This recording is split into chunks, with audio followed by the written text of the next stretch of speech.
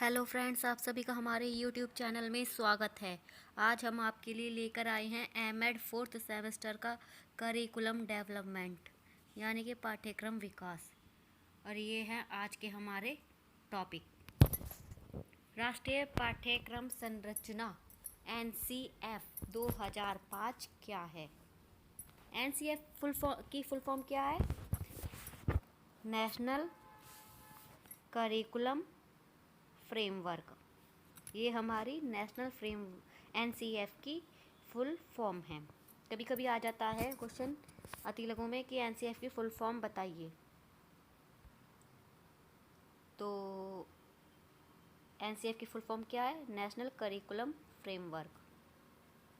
अब हमारा पहला पॉइंट है, राष्ट्रीय पाठ्यक्रम संरचना 2005 क्या है?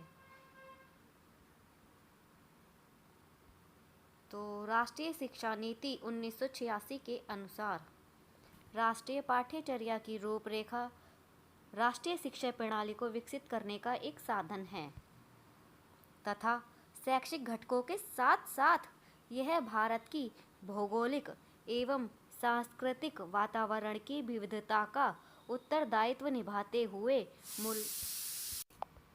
मूल्यों के सामान्य आधार निश्चित कर सके। तो 1986 में जो राष्ट्रीय शिक्षा नीति लागू हुई थी उसके अनुसार राष्ट्रीय पाठ्यचर्या की रूपरेखा इस तरह की होनी चाहिए कि राष्ट्रीय शिक्षा प्रणाली को विकसित कर सके और शैक्षिक घटकों के साथ साथ भारत की भौगोलिक एवं सांस्कृतिक वातावरण की विविधता का उत्तरदायित्व यानी उसको बरकरार रखते हुए मूल्यों के समान आधार निश्चित कर सके। शिक्षा नीति 1986 के संदर्भ में 1988 में राष्ट्रीय पाठ्यचर्या प्राथमिक एवं माध्यमिक शिक्षा के लिए एक रूपरेखा को विकसित किया गया। यानी प्राथमिक एवं माध्यमिक शिक्षा के लिए एक राष्ट्रीय पाठ्यचर्या की एक रूपरेखा तैयार की गई।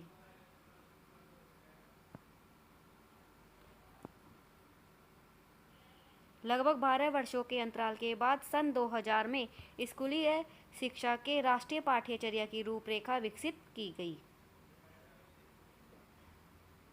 राष्ट्रीय पाठ्यचर्या 2005 प्रारंभ करने के लिए 21 फोकस समूह बनाए गए जिन्होंने स्कूली शिक्षा का गहनता से अध्ययन किया और राष्ट्रीय स्तर पर चर्चा करने के पश्चात इन्हें एनसीईआरटी द्वारा प्रकाशित किया गया। इस पाठ्यचर्या के अंतर्गत कुछ महत्वपूर्ण निर्णय लिए गए, जैसे कि यह पाठ्यचर्या राष्ट्रीय शिक्षा नीति 1986 के महत्वपूर्ण निर्णयों जैसे भाषा शिक्षा संबंधित निर्णय, शिक्षा का माध्यम, शिक्षा के विभिन्न स्तरों के लिए एक सामान्य संरचना 10+2 लागू करना, सामाजिक संशक्ति, धर्मनिरपेक्षता, राष्ट्रीय एकता और उनसे संबंधित तमाम शैक्षिक प्रविधि उसी प्रकार बनी रहें। इस पाठ्यचर्या के आधारभूत भाग परिप्रेक्ष्य, अधिगम और ज्ञान, विषय संबंधित परिचर्या तथा संगठन आदि पर बल दिया गया। तो ये था हमारा एनसीएफ 2005 क्या है। अब क्या है हमारा सेकंड पॉइंट, एनसीएफ की विशेषताएं। एनसीएफ की निम्नलिखित विशेषताएं हैं। नंबर 1, एनसीएफ 2005 में स्कूली शिक्षा के प्रत्येक स्तर पर चर्चा की गई है। नंबर 2, इसके लिए 21 केंद्र समूह बनाए गए थे। नंबर 3, पाठ्यचर्या समता समावेशी शिक्षा के लिए। नंबर 4, पाठ्यचर्या का बोझ कम किया जाए। नंबर 5, पर्यावरण शिक्षा को अन्य स्कूली विषयों के साथ एकीकृत किया जाए। नंबर 6, एक मानवीय छात्र मित्रवत मूल्यांकन प्रणाली विकसित की जाए, ग्रेडिंग पर बल दिया जाए।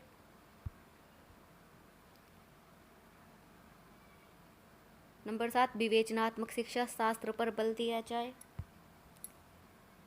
नंबर 8, शिक्षण रटने के स्थान पर बोध किया जाए, ज्ञान और सूचना में विभेद करना, छात्र स्वयं ज्ञान का निर्माण कर सकें। नेक्स्ट पॉइंट है, बालक को संसार के ज्ञान के लिए क्रिया एक प्रमुख साधन है। छात्रों को स्वयं अध्ययन का अवसर मिले, प्राकृतिक संसार तथा सामाजिक वातावरण की खोज कर सकें।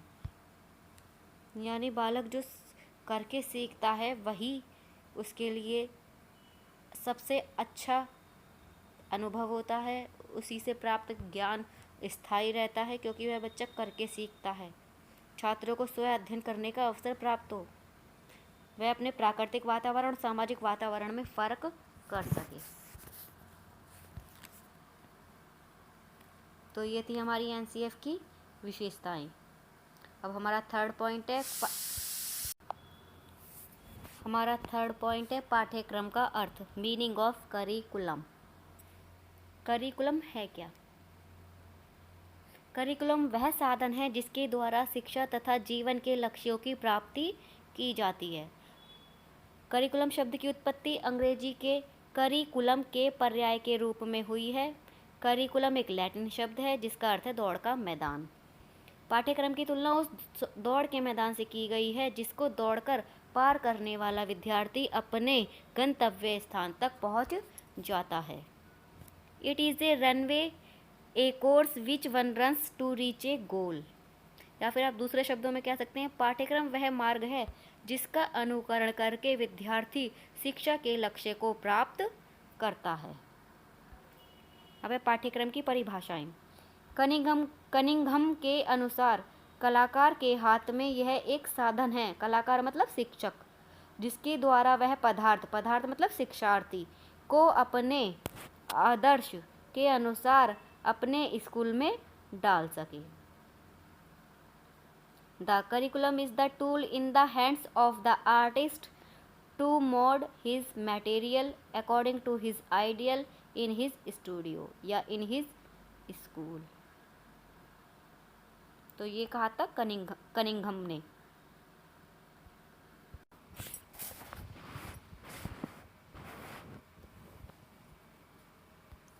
दूसरे शब्दों में, शिक्षक जिन परिस्थितियों, अनुभवों तथा योजना द्वारा बालक के व्यवहार में अविष्ट परिवर्तन लाता है, उन्हें पाठ्यक्रम कहा जाता है। अब है मुनरो के अनुसार, पाठ्यक्रम में वे सभी अनुभव सम्मिलित हैं जिन्हें शिक्षा के उद्देश्यों की पूर्ति के लिए विद्यालय प्रयोग में लाता है।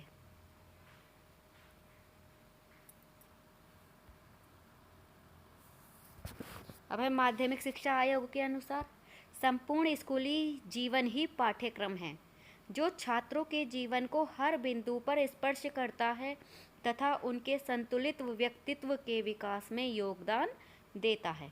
The whole life of the school is curriculum which can touch the life of the students at all points and help them in the evolution of a balanced personality.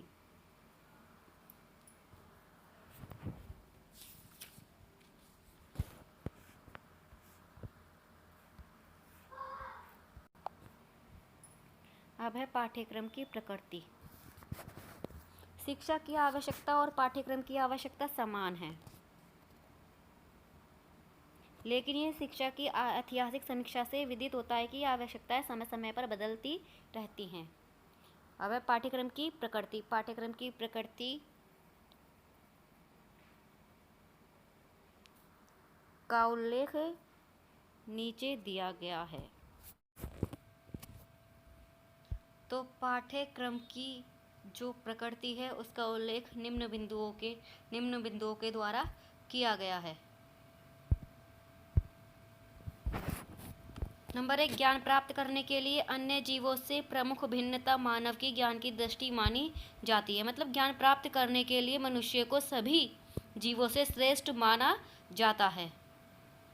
मानसिक पक्षों का प्रशिक्षण तथा विकास के लिए विभिन्न विषयों के शिक्षण से मानसिक पक्षों का प्रशिक्षण किया जाता है। तो नंबर 2 है, विभिन्न विषयों के शिक्षण से मानसिक पक्षों का प्रशिक्षण किया जाता है। नंबर 3, छात्रों में अभिरुचियां उत्पन्न करने के लिए छात्रों की क्षमताओं के अनुरूप उनका विकास करना। नंबर 4, छात्रों को व्यवसायों के लिए प्रशिक्षण देना, तैयार करना। नई शिक्षा नीति की यह प्राथमिकता थी। मानवीय गुणों के विकास के लिए शिक्षा में अत्यधिक महत्व दिया जाता है, जिससे बालक में मानवीय गुणों का विकास हो। सामाजिक आवश्यकताओं के लिए नागरिकों को तैयार करना, यानी मनुष्य को अपनी दिनचर्या मतलब जीवन जीने के लिए जिन जिन आवश्यकताओं की जरूरत पड़ती है उस सब के लिए तैयार करना, ताकि व्यक्ति जो है वो अपना जीवन एक अच्छे ढंग से व्यतीत कर सके। छात्रों को भावी जीवन के लिए तैयार करना। वर्तमान परिस्थिति में सही ढंग से व्यक्ति जीवित रह सके, इसके लिए प्रशिक्षण दिया जाए। ये हमारा नेक्स्ट पॉइंट है। तो इससे क्या निष्कर्ष निकलता है? इससे हमें यह निष्कर्ष निकलता है कि शिक्षा एक सामाजिक प्रक्रिया है जो सामाजिक परिवर्तन एवं सामाजिक नियंत्रण के लिए प्रभावी यंत्र है। इसलिए समाज की, राष्ट्र की भावी आवश्यकताओं एवं परिवर्तनों के लिए पाठ्यक्रम का विकास करना प्रमुख आवश्यकता है। तो ये थी पाठ्यक्रम की प्रकृति।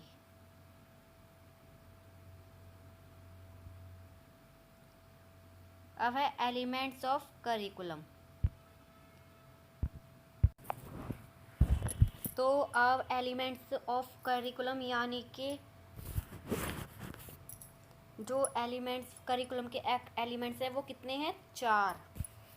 कौन कौन से? उद्देश्य, मूल्यांकन, पाठ्यवस्तु और शिक्षण विधियाँ। कौन कौन से एलिमेंट्स हैं? उद्देश्य, मूल्यांकन, पाठ्यवस्तु, शिक्षण विधियाँ। अब मूल्यांकन क्या है? मूल्यांकन 2 शब्दों से मिलकर बना है, मूल्य प्लस अंकन। यह अंग्रेजी के इवोल्यूशन शब्द का हिंदी रूपांतरण है।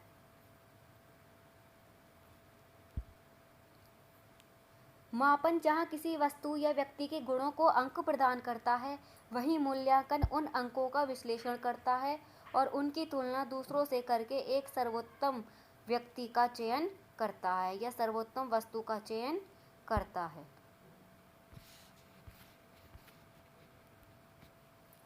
मूल्यांकन का महत्व हर क्षेत्र में बढ़ता ही जा रहा है, चाहे वह शिक्षा हो, आर्मी हो या कोई और भी पद हो।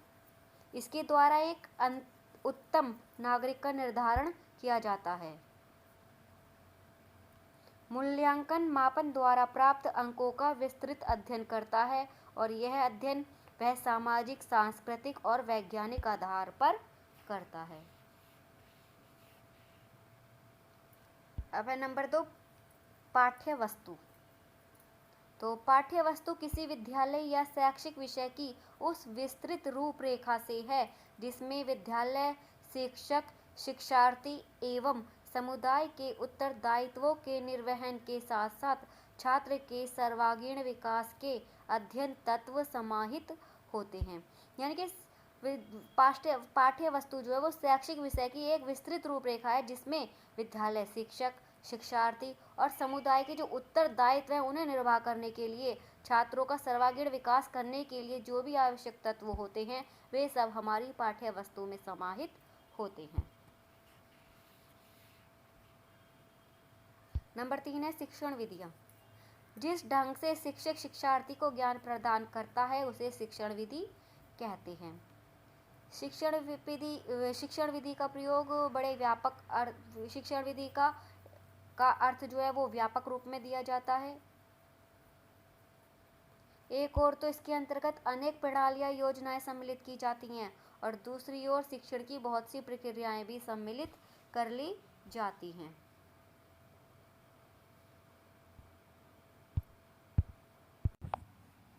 चौथा है उद्देश्य। उद्देश्य वो होता है मतलब जिसके लिए हम तैयार हो रहे हैं। एक शैक्षिक प्रक्रिया का एक मतलब हमारा अंतिम निष्कर्ष हमारा उद्देश्य होता है। जब तक हमारा कोई उद्देश्य नहीं होगा, लक्ष्य नहीं होगा, तब तक हम किसी नतीजे पे नहीं पहुंच सकते। हमें पता ही नहीं चलेगा कि हमें आगे क्या करना है। इसलिए सबसे पहले हमें एक उद्देश्य तैयार करना पड़ता है, तभी बालक जीवन में आगे कुछ कर पाता है। फ्रेंड, ये थी आज की हमारी वीडियो। अगर अच्छी लगी हो तो like, share and subscribe. Please हमारे चैनल को सब्सक्राइब कीजिएगा और आपको हमारी वीडियो कैसी लगी ये भी बताइएगा। Please like, share and subscribe. और अगर आपको वीडियो अच्छी लगी हो तो लाइक करना बिल्कुल मत भूलिएगा।